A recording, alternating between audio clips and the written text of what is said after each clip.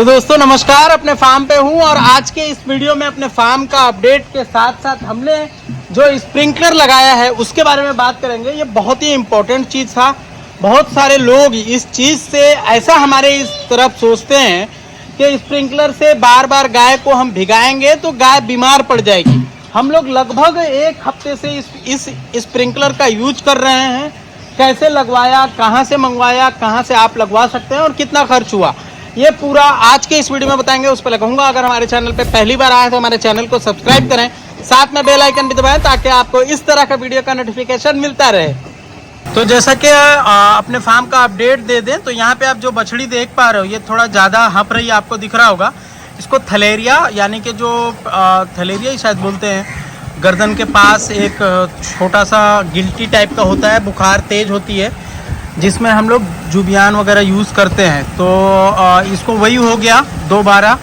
First 4-5 दिन की जब थी उस टाइम हो गया, फिर दोबारा हो गया। अब जाके काफ़ी कंट्रोल है, बहुत ज़्यादा अच्छा है, मतलब पहले से दूध वगैरह भी पीने लगी है। इसको यहाँ पे आप देख पा रहे हो कूलर का व्यवस्था करना पड़ा। क्या करें, थोड़ा जब आपकी गाय बछड़ी बीमार होती है तो उसको उस तरह का व्यवस्था देना पड़ता है।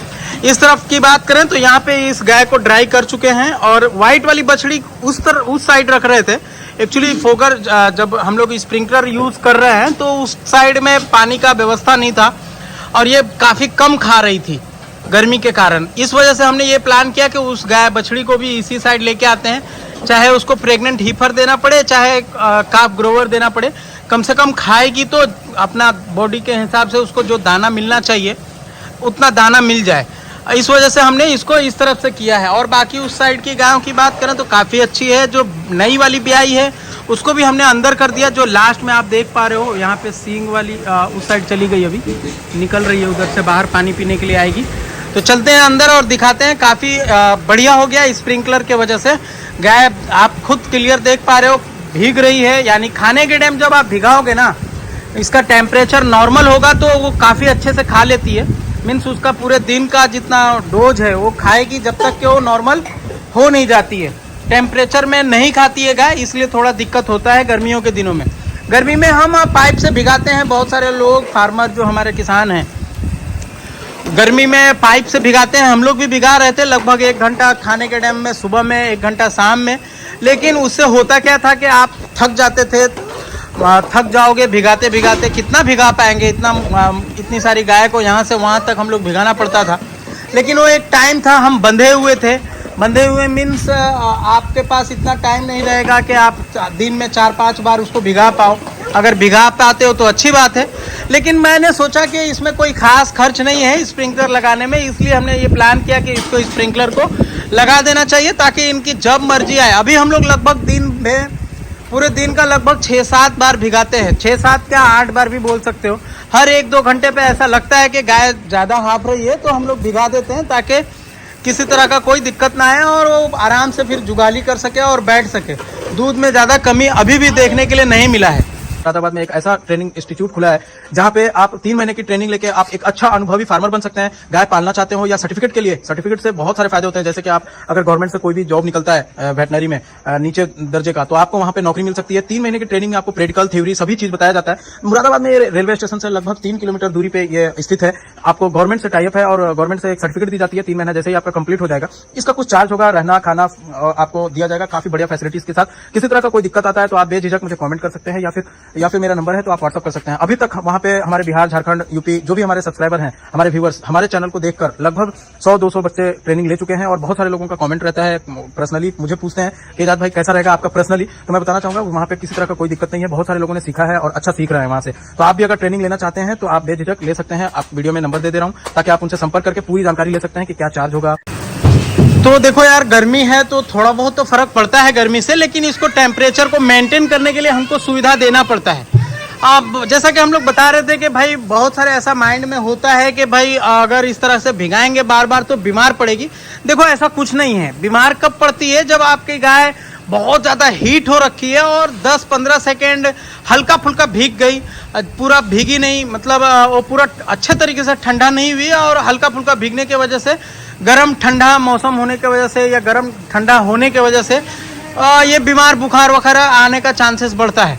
तो अपने पास तो इतना भीगती है कि बिल्कुल एकदम ठंडा हो जाती है। जैसा आप देख पा रहे हो कुछ गाय इस साइड में आ गई है यहाँ पे, यानी कि ये इसको अब रिलैक्स महसूस हुआ, मतलब ऐसा मन में हो गया कि भाई मैं अब ठंडा हूँ, मौसम के अंदर ढल चुका हूँ, टेम्परेचर मेरा कम हो चुका है, तो अब चलो साइड में हो जाओ।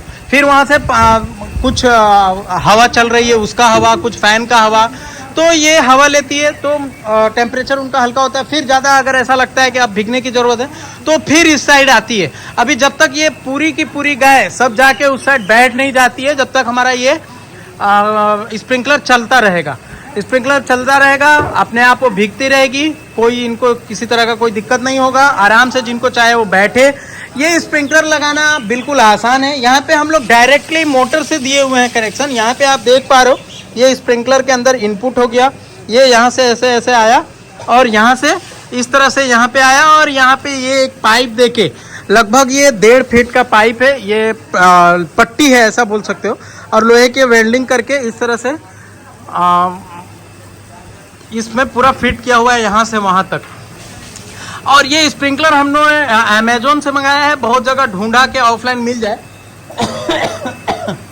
लेकिन नहीं मिला। इसके कारण फिर हमने अमेजोन पे देखा, तो ये हम लोगों ने प्लास्टिक वाला ऑर्डर किया है। लगता है 300 रुपये के लगभग में 10 पीस था। 10 पीस में 1 2 3 4 5 6 7 8 9 10 2 4 6 और 4 10 पीस मिला है। ये 300 के लगभग में, डिलीवरी चार्ज वगैरह लेकर।